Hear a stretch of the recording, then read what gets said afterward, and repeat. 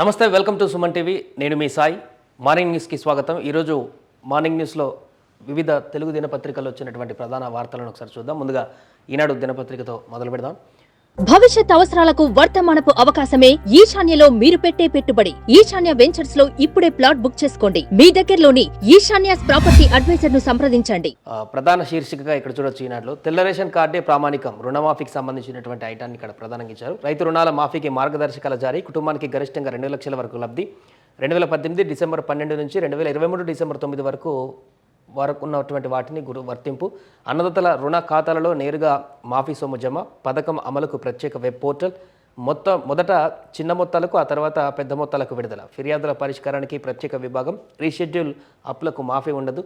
మోసపూరితంగా పొందితే రికవరీ అంటూ కూడా నిన్న దీనికి సంబంధించి రుణమాఫీకి సంబంధించి జరిగినటువంటి గైడ్లైన్స్కి సంబంధించినటువంటి ఒక ప్రధానమైన వార్తనిచ్చారు. ఇక రైట్ సైడ్లో స్థానిక ఎన్నికలలో బీసీ రిజర్వేషన్ల పెంపునకు కార్యాచరణ అంటూ మరొక హెడ్లైన్ ఇచ్చారు. ఇక్కడ ఫోటోలో చూడొచ్చు. నిన్న మహిపాల్ మరొక ఎమ్మెల్యే మహిపాల్ రెడ్డి కూడా కాంగ్రెస్ చేరారు. ఆ ఫోటోకి సంబంధించి ఇక్కడ కింద మిగతా ఐటమ్ ఇచ్చారు. పట్టంచెరు ఎమ్మెల్యే మహిపాల్ రెడ్డి కాంగ్రెస్లో చేరినటువంటి ఎమ్మెల్యే.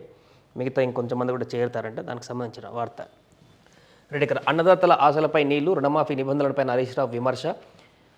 మాఫీకి షరతులు ఎందుకు? భాజపా శాసనసభ పక్ష నేత ఏలేటి మహేశ్వర్ రెడ్డి ఆయన కూడా రుణమాఫీకి సంబంధించి నిబంధనలు పెట్టడం పైన విమర్శలు గుప్పిస్తున్నారు.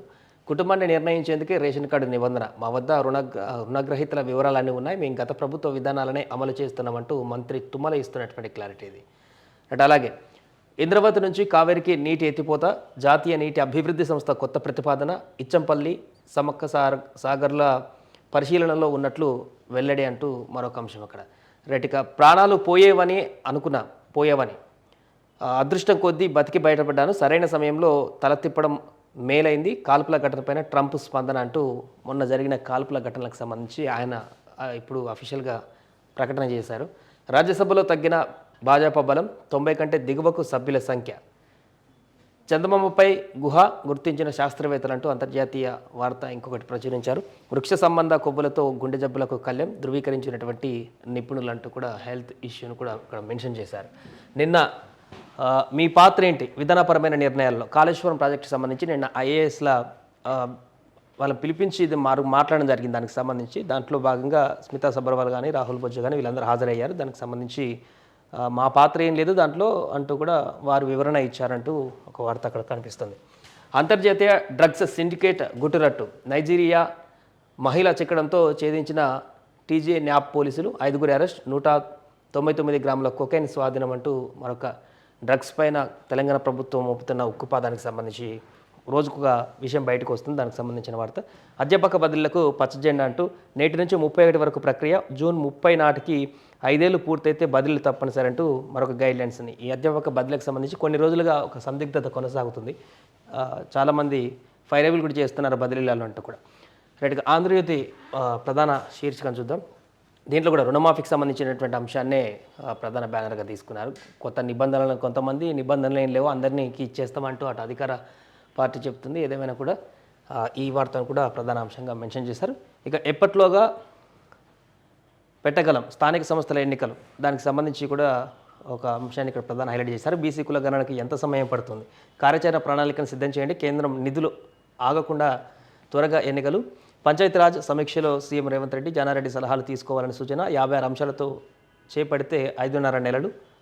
కులగణనపై సీఎంకు అధికారుల వివరణ అంటూ నిన్న దీనికి సంబంధించిన భేటీలో జరిగినటువంటి అంశాలను ప్రస్తావించారు. యాజ్ ఇట్ ఈస్గా ఈ పేపర్లో కూడా గూడెం మహిపాల్ రెడ్డి చేరికకు సంబంధించిన ఫోటోను హైలైట్ చేశారు. కాంగ్రెస్ కూటికి మహిపాల్ రెడ్డి అంటూ కూడా 2/3వ వంతు చేరితే బీఆర్ఎస్ ఎల్పీ విలీనమే అంటూ మంత్రి కోమటిరెడ్డి వెంకటరెడ్డి ప్రకటన అక్కడ చేస్తున్నారు. సో ఇంకా చాలామందిని చేర్చుకునేటువంటి దిశగానే అడుగులు వేస్తున్నారు కాంగ్రెస్ ప్రభుత్వం.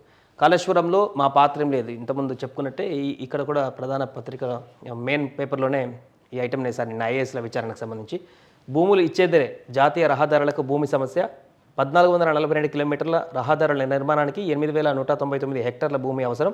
ఎన్హెచ్ఏఐకి అందింది 3,859 హెక్టార్లే, 4,340 హెక్టార్ల సేకరణ పెండింగ్. 7 జిల్లాల్లోని రహదారుల పనుల్లో జాప్యం, వేగిరానికి రాష్ట్ర ప్రభుత్వానికి విజ్ఞప్తి. సో భూసేకరణ సంబంధించి జరుగుతున్న ఆలస్యం ఇది. చాలా ప్రాంతాలలో కూడా రైతులు తమ భూమిని ఇచ్చేందుకు ఆసక్తి చూపించట్లేదు. అంటే దీనికి సంబంధించిన ప్రభుత్వం కొన్ని పరిహారానికి సంబంధించి కొంత ఎక్కువ ఏమైనా చెప్తే అప్పుడు ముందుకు వచ్చే అవకాశం ఉంటుంది.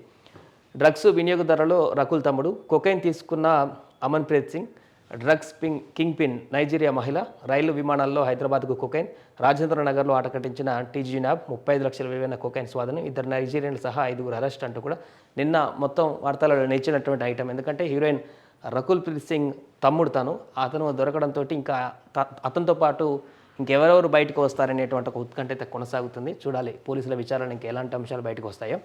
ఇంటి దగ్గరే క్యాన్సర్ పరీక్ష, 3D టెక్నాలజీతో రక్తనాళాల గుర్తింపు, పొలంలో టొమాటోలు కోసే రోబో, సైనికుల రక్షణ కోసం ఫైర్ సేఫ్టీ సూట్, IITHలో అద్భుత ఆవిష్కరణలంటూ ఆవిష్కరణలకు సంబంధించినటువంటి వార్త అక్కడ ఇచ్చారు. అన్నదాతల్లో హర్షాతిరేకం, 2వ రోజు కూడా విస్తారంగా వర్షాలు. గత 2 నెలల నుంచి వర్షాలు లేవంటూ కూడా బాధపడుతున్నటువంటి సమయంలో 2-3 రోజుల నుంచి విపరీతంగా వర్షాలు పడడం అయితే రైతుల కళ్ళల్లో ఆనందంగానే కనిపిస్తుంది. చాలా వరకు కూడా ఇప్పుడిప్పుడే కాలువలలో నీళ్లు రావడం, డ్యామ్లలో కూడా నీళ్లు చేరుతున్నటువంటి పరిస్థితి కనిపిస్తుంది. రైట్. ఇంజనీరింగ్ కాలేజీలలో 10,000 సీట్ల పెంపు సర్కార్ అనుమతించినట్టు సమాచారం. ఉత్తర్వులు వెడితే సీట్ల పెంపుపై రానున్న స్పష్టత. మరో 7,000 సీట్ల వరకు కోర్సుల కన్వర్షన్, వెబ్ ఆప్షన్ల నమోదు గడువు రేపటి వరకు పొడిగింపు అంటూ మరొక అంశాన్ని హైలైట్ చేశారు. బేగంపేట రైల్వే స్టేషన్కు 22.57 కోట్లు కేంద్ర బొగ్గు గనుల మంత్రి కిషన్ రెడ్డి వెల్లడి. బేగంపేట రైల్వే ఆధునీకరణకు సంబంధించి అక్కడ పనులకు సంబంధించి. రైట్. సాక్షి దినపత్రికను చూద్దాం. ఇక్కడ కూడా రేషన్ ఉంటేనే మాఫీ, రుణమాఫీకి సంబంధించినటువంటి అంశాన్ని ప్రధాన శీర్షికగా తీసుకున్నారు. అటు చనిపోయానని అనుకున్న ట్రంప్ అది అఫీషియల్గా ఆ ఘటనకు సంబంధించి ఆయన వెల్లడించిన అంశాన్ని కూడా ప్రస్తావించారు. మళ్ళీ తరబడ్డ జో బైడెన్, దాని కింద బ్యాలెట్ అనబోయి బ్యాటిల్. ఈ మధ్యకాలంలో ఆయన అన్నీ మాట్లాడుతున్న సందర్భంలో ఈ రకమైనటువంటి తప్పిదాలు కనిపిస్తున్నాయి. సచివాలయం వద్ద ఉద్రిక్తత, నిన్న యూత్ డిక్లరేషన్ హామీ నెరవేర్చాలంటూ సచివాలయం ముట్టడికి పలు సంఘాల పిలుపు, ఆందోళనకారులను అరెస్టు చేసిన పోలీసులు.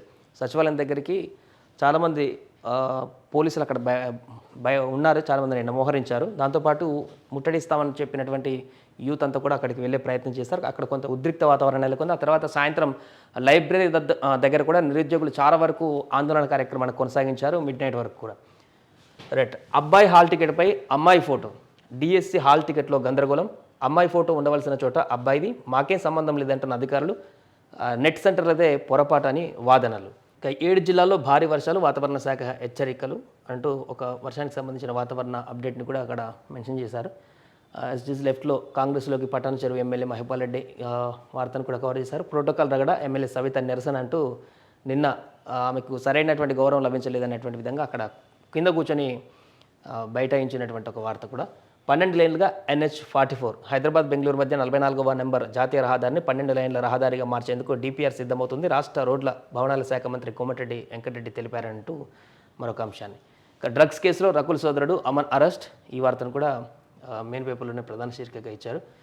అలాగే ప్రణాళిక సిద్ధం చేయండి, జానారెడ్డితో సమావేశంలో సీఎం రేవంత్ రెడ్డి, చిత్రంలో జానారెడ్డి, బట్టి విక్రమార్క ముగ్గురు కూడా చూడొచ్చు. బీసీ రిజర్వేషన్ల పెంపుపై అధికారులకు సీఎం ఆదేశం, అసెంబ్లీ సమావేశాల్లోగా తుది నిర్ణయం తీసుకుందామంటే వెల్లడి. కులగణన ఆధారంగా పంచాయతీ ఎన్నికల నిర్వహణ పైన కూడా ఆరా అంటూ కూడా దీనికి సంబంధించి నిన్న వాళ్ళు మాట్లాడినటువంటి అంశాలను ప్రస్తావించారు. నిర్ణయాలన్నీ పై స్థాయిలోనే, జస్టిస్ కోర్స్ కమిషన్కు ఐఏఎస్, రిటైర్డ్ ఐఏఎస్ల వివరణ. అంటే కాళేశ్వరం ప్రాజెక్టులో జరిగినటువంటి దానికి సంబంధించి విచారణ కొనసాగుతుండగా నిన్న ఐఏఎస్లందరూ కూడా వారి దగ్గరికి వెళ్ళడం జరిగింది.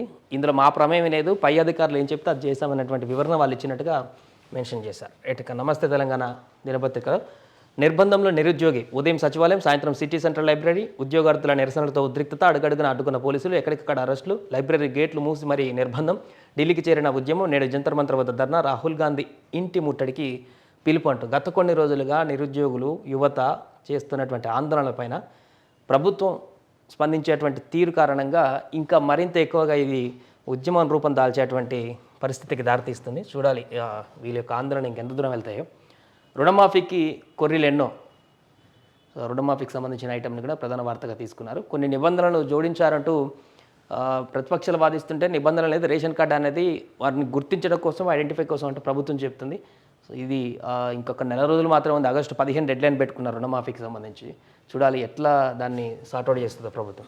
ప్రతి రైతుకు భరోసా ఇవ్వాల్సిందే, ఎకరాలతో సంబంధం లేకుండా అమలు చేయాలి, లేదంటే 1000 ఎకరాలు పడవగా మారతాయి, పెట్టుబడి కష్టానికి కొంతలో కొంత ఆసరా భరోసా. వరంగల్లో మంత్రుల ముందు కుండబద్దలు కొట్టిన గుంటూరుపల్లి మహిళా రైతు రమాదేవి అంటూ కూడా మరొక వార్తను కూడా వేశారు. ప్రజాప్రతినిధుల హక్కుల్ని కాలరాస్తున్న సర్కార్ అంటూ కేటీఆర్ నేను మాట్లాడినటువంటి విషయాన్ని కూడా ప్రచురించారు. ఓడిన అభ్యర్థి వేదికపై ప్రజలు ఎన్నుకున్న ఎమ్మెల్యే నేలపై నిన్న ప్రోటోకాల్ అంశంలో జరిగినటువంటి వివాదానికి సంబంధించినటువంటి వార్తను కూడా ఇక్కడ ఇవ్వడం జరిగింది. ఇక ఓటర్ల జాబితా ఆధారంగా బీసీ గణన అంటూ సమావేశంలో నిర్ణయం తీసుకున్నారు. బీసీ గణనకు సంబంధించి పంచాయతీ ఎన్నికలు ఉన్నాయి కాబట్టి దానికంటే ముందు ఒక సొల్యూషన్ వస్తే రిజర్వేషన్ల అంశానికి సంబంధించి కూడా క్లియర్గా ఏ గ్రామానికి పంచాయతీకి ఎలాంటి రిజర్వేషన్ ఇవ్వాలనే విషయం కూడా క్లారిటీ వస్తుందనేటువంటి విధంగా ప్రభుత్వం సమాలోచన చేస్తుంది. సో ఇది మొత్తానికి వివిధ దినపత్రికల్లో వచ్చినటువంటి ప్రధానమైనటువంటి వార్తలు, ఈరోజు మార్నింగ్ న్యూస్లో ఉన్నటువంటి ప్రధాన హెడ్లైన్స్గా ఉన్నటువంటి వార్తలు. సుమన్ టీవీలో మీ పర్సనల్ అండ్ బిజినెస్ ప్రమోషన్స్ కోసం కింది నెంబర్కి కాంటాక్ట్ చేయండి.